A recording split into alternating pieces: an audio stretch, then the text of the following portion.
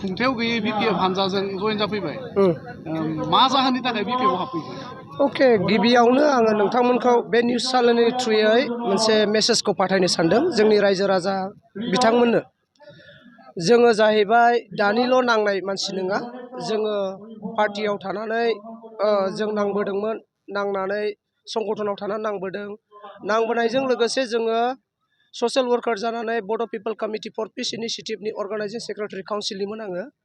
बेनिफ्राय आं मावबोबाय थादोंमोन। मावबोबाय थानानै जोङो मोनसे सिमां दंमोन जे जोंनि गोबां लोगोफ्रानो जिउ दान बावदों, गावथारजादों, बुथारजादों, थैजोबदों। बे सिमाङानो जाहैबाय जोङो आलादा हादर गोजोन रायजो खुंनो थाखाय। नाथाय जोङो जेलानाखि हांख्रायजानाय टाइमफ्राव, लिंहरनाय टाइमफ्राव, सान्थि आखद गोजोननाय समावहाय जेलानाखि जोंखौ लिंहरबाय, जोंनि दैदेनगिरिफोरखौ गासैबो फैजोबनानै आवगायनानै जोङो सान्थि आखदखौ जों खालामदोंमोन। बिनि थांखियानो जाहैबाय, सान्थि आखद खालामनायनि थांखियानो जाहैबाय जों बयबो जे जाहाथे गावबागाव जायगायाव गावबागाव न'आव थानानै जोङो सान्थियैनो मोजां मावनानै जालांनो हाथों होननानैहाय। साख्रि बाख्रि एबा माबा मोनसे लाइभलिहुडनि थाखाय जोङो सास्टेनेबल गावखौ खालामनो थाखाय जोङो बेखौ मावनो थाखाय जों टारगेट लादोंमोन।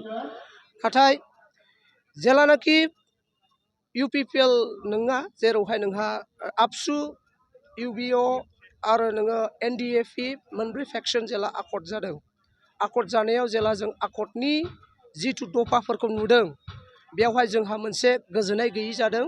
दे हिनियास एन्ड नन हिनियास क्राइमखौ लानानै जोंनि जिथु एनडिएफि जेसेबांनाखि बिथांमोना जेलाव जानानै थादों, बिथांमोननि गनायनि राहा लामाखौ जों नुवाखै।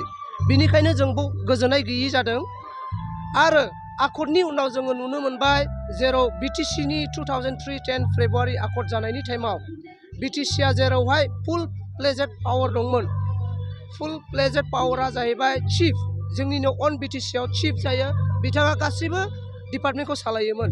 नाथाय बिटिआरनि उनाव जेला आकर्ड जादों, बिनि उनाव मा जाबाय, सिइएम, डेट मिन्स लाइक इयो एक्जिकिउटिभ मेम्बारफोरनिल' चिफ, बिनि डिपार्टमेन्टआ आरो सोरबा सासे कन्ट्रल दंबावो।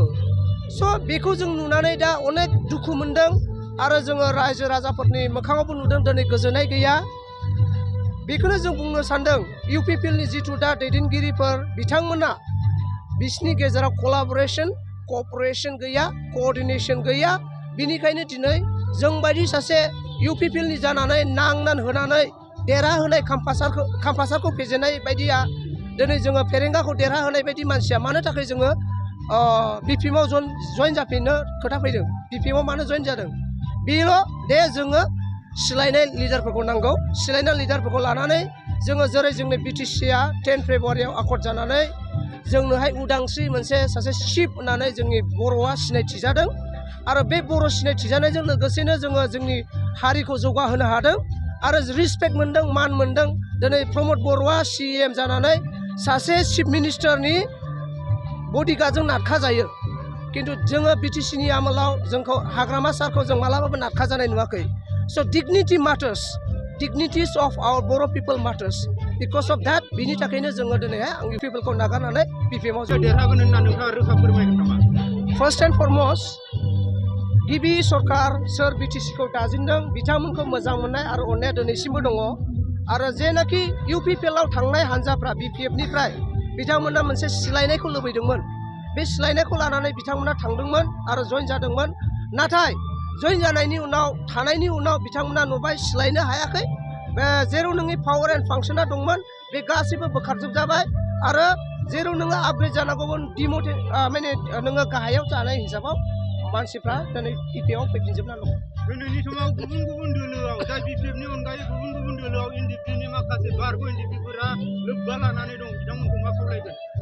आं बिथांमोनखौ बेखौनो खावलायो, जुदि बिथांमोना गावसिनि गोजोन, आलो गोजोन, सान्थि सुक्ति खालामनानै जुदि गावसोरनो मोन्थायखौ लाबोबाय, दिनै गावसोर मोन्थायखौ मोनाखैब्ला मोनसे राहाखौ गावसोर लाफिननांगोन, गावसोर सानफिननांगोन। जे सरकारजों थायोब्ला गावसिनि भबिष्यतखौ गावसिनि गथ' गथायनि थाखाय दानो हागोन, बेखौ साननानै बिथांमोना सानफिनोब्ला, गावसोरबो लामा आगान होयोबा आं जोबोद गोजोननाय मोनगोन।